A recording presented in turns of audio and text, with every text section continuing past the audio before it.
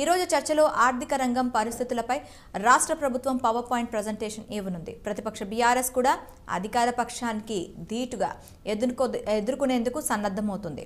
ఈ విషయంపై పార్టీ అధినేత కేసీఆర్తో ఎమ్మెల్యేలు కేటీఆర్, హరీష్ రావు భేటీ అయినట్లు తెలిసింది.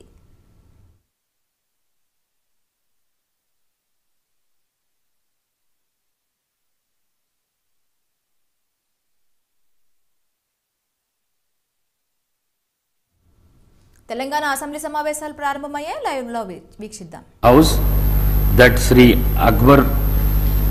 Akbaruddin Owaisi MLA has been recognized as a floor leader of All India Majlisi Ittihadul Muslimin AIMIM legislative party in the Telangana Legislative Assembly as per the communication received by me from the General Secretary AIMIM party.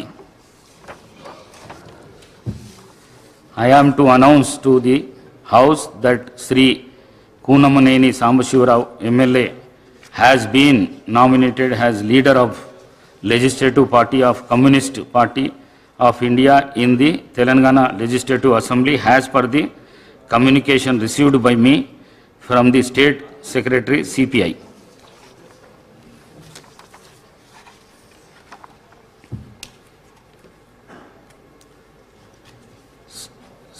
సంతాప ప్రతిపాదనలు.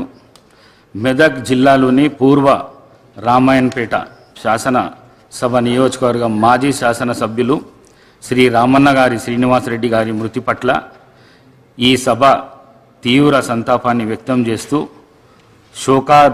శోకార్దులైన వారి కుటుంబ సభ్యులకు తన ప్రగాఢ సానుభూతి తెలియజేస్తున్నది.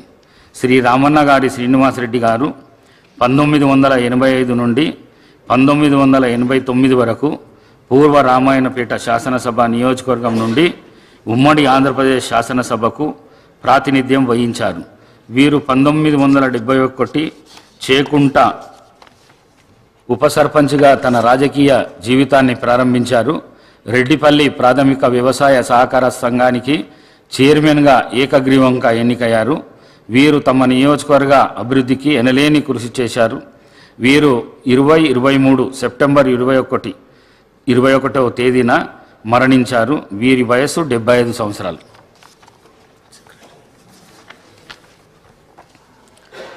వికారాబాద్ జిల్లాలోని పరిగి శాసనసభ నియోజకవర్గం మాజీ సభ్యులు శ్రీ కుప్పుల హరీశ్వర్ రెడ్డి గారి మృతి పట్ల ఈ సభ తీవ్ర సంతాపాన్ని వ్యక్తం చేస్తూ శోకార్దులైన వారి కుటుంబ సభ్యులకు తన ప్రగాఢ సానుభూతిని తెలియజేస్తున్నది.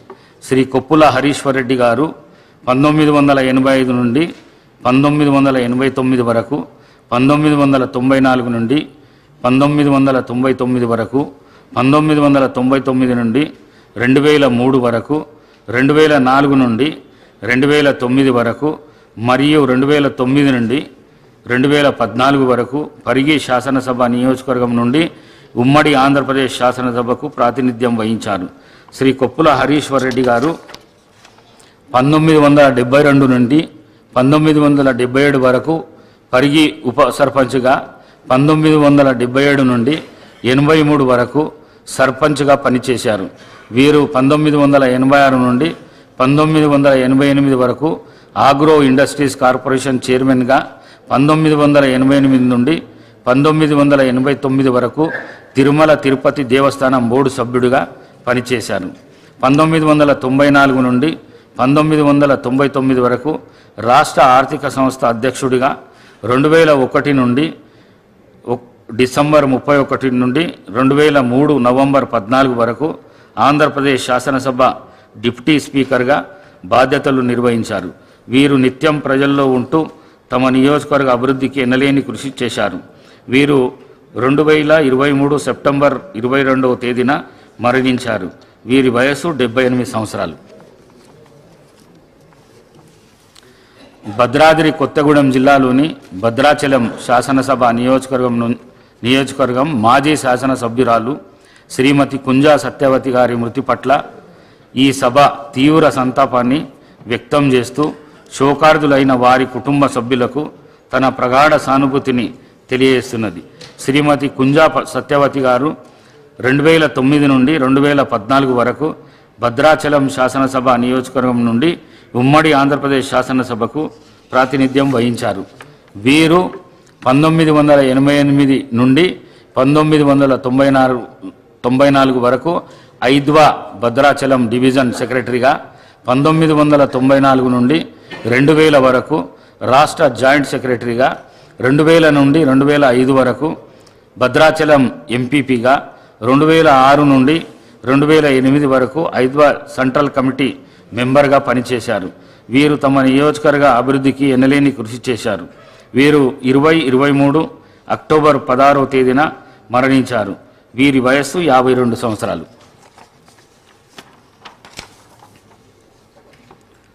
శ్రీయుతులు రామన్న గారి శ్రీనివాసరెడ్డి, శ్రీ కొప్పుల హరీశ్వర్ రెడ్డి మరియు శ్రీమతి కుంజా సత్యవతి గారుల ఆత్మకు శాంతి చేకూరేందుకు 2 నిమిషాలు పాటు మౌనం పాటిద్దాం.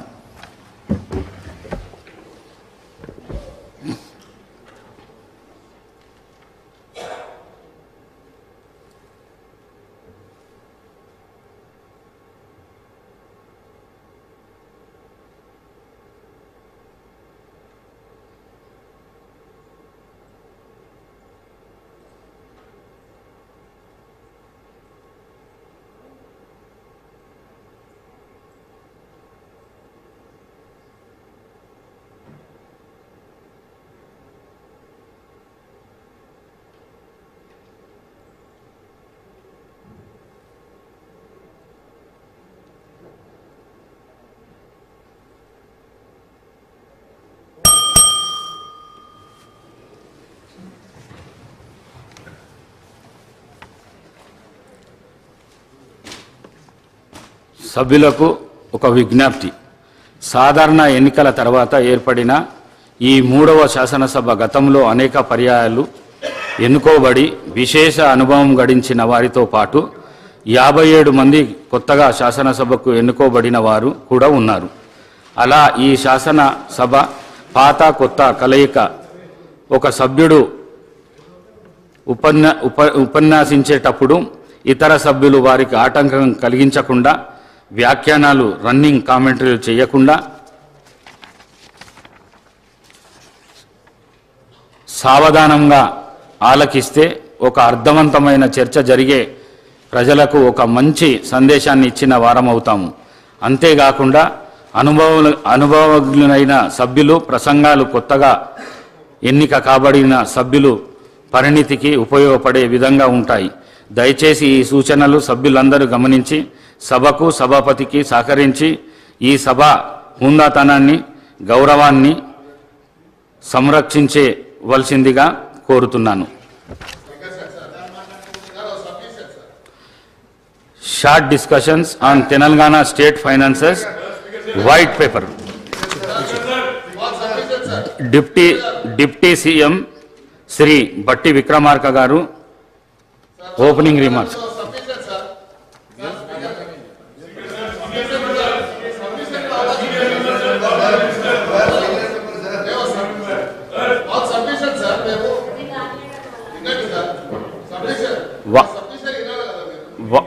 వారు మాట్లాడిన తర్వాత మీరు మాట్లాడచ్చు, దానికి ఏం అభ్యంతరం లేదు. డిప్యూటీ సీఎం గారు. సార్ ఫైనాన్స్ నాగేందర్ గారికి ఇవ్వంటే అయిపోతుంది. ఏం నాగేందర్ గారు మాట్లాడుతా అంటే నాగేందర్ గారు ఏదో సబ్మిషన్ చేస్తారంటే చేయమని చెప్పండి. నాగేందర్ గారు. ధన్యవాదాలు సార్. డిప్యూటీ సీఎం గారు కూడా మీ తరఫున ధన్యవాదాలు తెలియజేసుకుంటూ, సార్ ఇప్పుడు మీరు చెప్పారు చర్చలన్నీ కూడా అర్థవంతంగా జరగాలని, ఒక నిర్మాణాత్మకమైనటువంటి సజెషన్స్ రావాలని కోరడం జరిగింది. అయితే ఎప్పుడైతే ట్రెజరీ బెంచ్ నుంచి ప్రొవకేషన్స్ వస్తాయో అప్పుడే ఇక్కడ నుంచి రియాక్ట్ అవుతారు. ట్రెజరీ బెంచ్ నుంచి వారు మాట్లాడేటప్పుడు దయచేసి, ఎందుకంటే ఈ సభ ద్వారా ప్రజలకు ఒక మంచి సంకేతాలు పంపించాలని, అందుకే మాకున్నటువంటి ప్రతిపక్షంలో ఉన్నటువంటి నాయకులందరూ కూడా ఏవైతే మీరు ఇచ్చినటువంటి వాగ్దానాలు అవి పూర్తి చేయడానికి మీరు ఏదైతే చెప్పాలనుకుంటారో మీరు చెప్పండి. మీరు చెప్పిన తర్వాత మా నుంచి మాట్లాడిన తర్వాత క్లారిఫికేషన్స్ అనేది చాలా ఇంపార్టెంట్ సార్. క్లారిఫికేషన్స్ ఎప్పుడు అడుగుతాము? సరైనటువంటి సమాధానం రానప్పుడే క్లారిఫికేషన్స్ అడుగుతాం. కానీ క్లారిఫికేషన్స్ అవకాశం ఇవ్వనందుకు చాలా తప్పుడు సంకేతాలు పోయాయి. నేనేమంటున్నా అంటే ముఖ్యమంత్రి గారే చెప్పారు మొన్న, మీరు ఒక నిర్మాణాత్మక సజెషన్స్ ఇవ్వండి, కన్స్ట్రక్టివ్ సజెషన్స్ ఇవ్వండి, డెఫినెట్గా వెల్కమ్ చేస్తామన్నారు. అవి ఇచ్చేటప్పుడు మాకు అవకాశం ఇస్తే మేము చెప్తాము. ఒక మంచి సాంప్రదాయాన్ని నెలకొల్పడానికి ఈ సభ వేదిక కావాలని నేను తమరి ద్వారా కోరుతాను.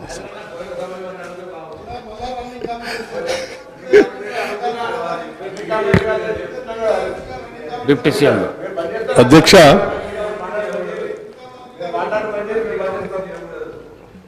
ఎన్నో కలలు,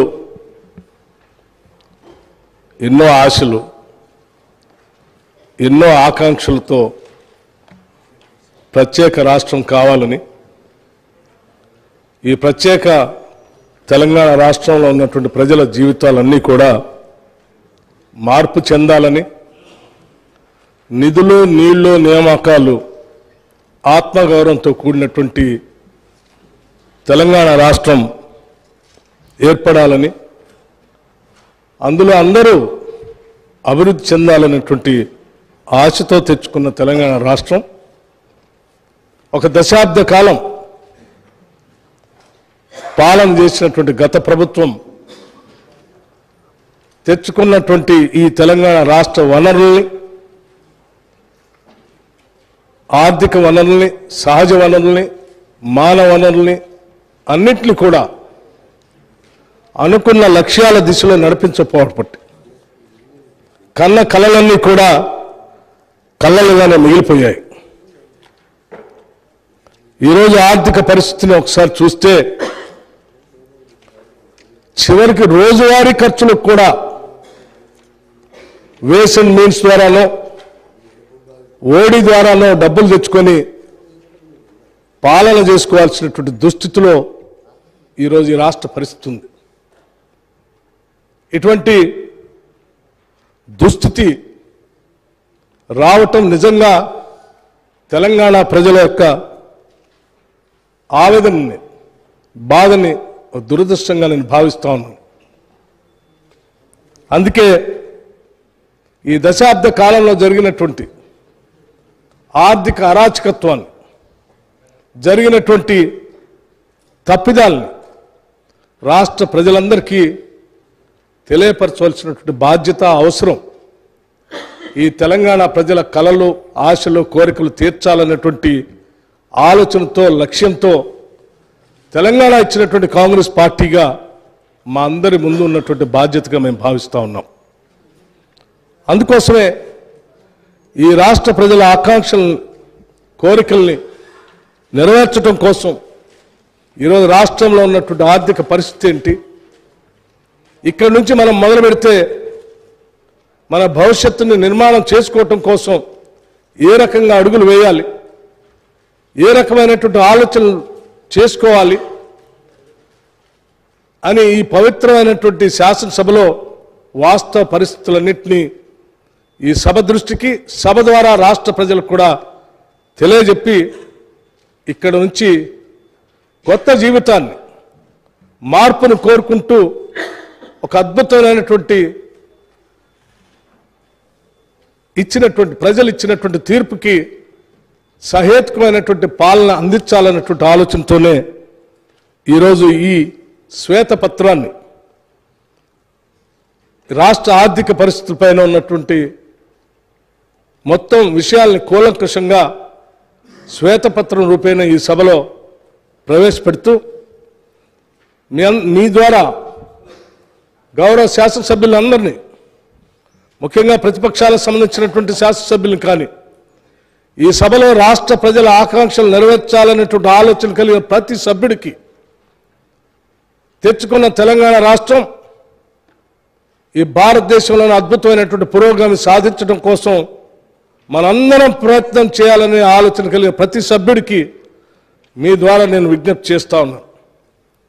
మేము ఈ సభలో ప్రవేశపెట్టేటువంటి, ఇచ్చేటువంటి ఈ వైట్ పేపర్ని, శ్వేతపత్రాన్ని సంపూర్ణంగా అవగాహన చేసుకొని, అర్థం చేసుకొని, భవిష్యత్తు కోసం, ఈ రాష్ట్ర ప్రజల అందరి అభివృద్ధి కోసం సహేతుకమైనటువంటి సలహాలు సూచనలు కూడా ఇస్తారని నేను ఆశిస్తూ ఈ short discussion white paper and finances పైన చర్చ మొదలు పెట్టవలసిందిగా మీ ద్వారా విజ్ఞప్తి చేస్తా ఉన్నాను. Thank you. Now, short discussions. Sri T. Harish Rao garu. ఇది ఇచ్చి 2 నిమిషాలు కూడా కాదు కదా అధ్యక్ష.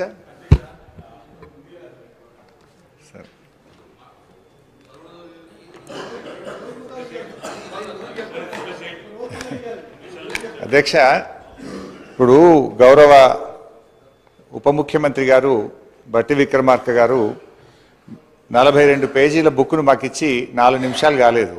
కనీసం ఇది మేము చదవకుండానే ఈరోజు మమ్మల్ని మాట్లాడమంటున్నటువంటి పరిస్థితి. నిన్నటి నుంచి నేను మన అసెంబ్లీ సెక్రటరీ గారిని, మీ ఆ కార్యాలయాన్ని కూడా ఈ సభలో నోటు మీరు ముందుగా ఇవ్వండి, అట్లీస్ట్ సభ్యులు ప్రిపేర్ అయ్యి రావడానికి ఉంటుందని చెప్తే ఈ నోటు ఈరోజు సభలో వారు లేచి మాట్లాడడం స్టార్ట్ అయిన తర్వాత మా చేతిలో పెట్టినారు. Then how a member can speak on this అధ్యక్ష? భవిష్యత్తులోనైనా నేను మీతో కోరేది ఒకటే, అట్లీస్ట్ ప్రభుత్వం టేబుల్ మీద పెట్టేటువంటి పేపర్ను ముందు రోజు సభ్యులకు ఇచ్చినట్టయితే సభ్యులు ప్రిపేర్ అయ్యి రావడానికి ఉంటుంది.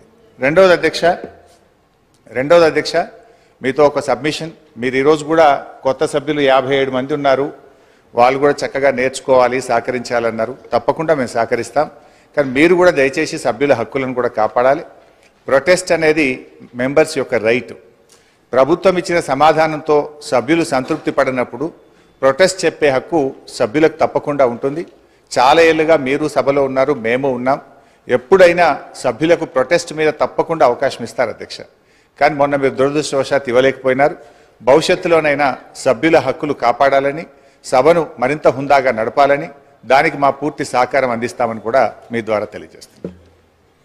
అధ్యక్ష, ఇకపోతే సబ్జెక్టులోకి పోతే ఈరోజు మాట్లాడతారా? నాకు అధ్యక్ష, గౌరవ సీనియర్ శాసనసభ్యులు హరీష్ రావు గారు డిస్కషన్కి సంబంధించిన అంశం విషయంలో ఇప్పుడే ఈ వైట్ పేపర్ పైన ఈరోజు మరి డిస్కషన్ స్టార్ట్ చేసి వెంటనే ఈ పేపర్స్ లే చేయడం జరిగిందని చెప్పారు అధ్యక్ష. వారికి కూడా తెలుసు, వారికి కూడా చాలా అనుభవం ఉంది. గతంలో కూడా అన్ని సందర్భాల్లో, ఒక్క సందర్భం తప్ప అన్ని సందర్భాల్లో కూడా ప్రతి షార్ట్ డిస్కషన్ పైన డిస్కషన్ మొదలవుతూనే పేపర్స్ లే చేయటం జరిగింది అధ్యక్ష. అనేక సందర్భాల్లో మేము అటుండి కూడా మరి పెద్దలు హరీష్ రావు గారు చెప్పినట్టు మేము కూడా అదేవిధంగా ప్రస్తావన తీసుకొచ్చాం. కానీ మార్పు తీసుకొచ్చే ప్రయత్నంలోనే ఉన్నాం.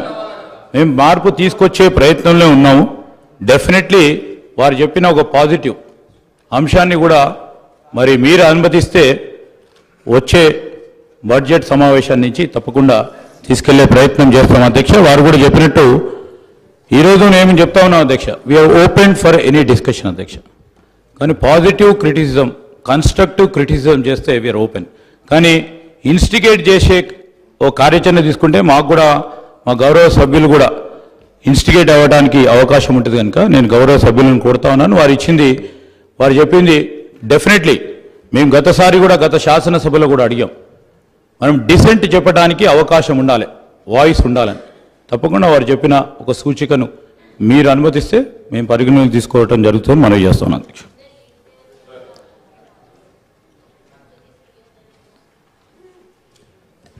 Honorable Speaker, sir. Sir, I thank you very much for giving me the opportunity, sir. Sir, I would like to make a small request. I know what Honorable Legislative Affairs Minister Saab has just mentioned about laying of a statement by the government for the short discussion.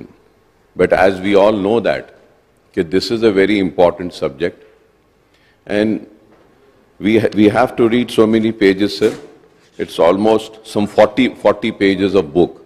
So through you, I just want to make one request, because we can have a fruitful discussion, we can have a good discussion, and we can also come up with good suggestions as a constructive opposition. If you could give us a tea break of at least 40 minutes or an hour, I'll be very thankful to you, sir. we will be able to read this, sir. Sir, without reading this, if I have to come and talk, sir, I have been an old member. In the month of August, we had an assembly session, and in the August month, all the details were laid on the table of the House, then House, sir. All the finances were also laid. So we will be talking about what was we informed in the month of August. We would like to talk on this book, sir. So I request, if everybody agrees, through you, I request the Honorable CM Saab also, Finance Minister Saab also, at least tea break for 1 hour, sir. Just 1 hour, at least 40 minutes, we can just read this and come up with good suggestions, sir. Thank you, sir.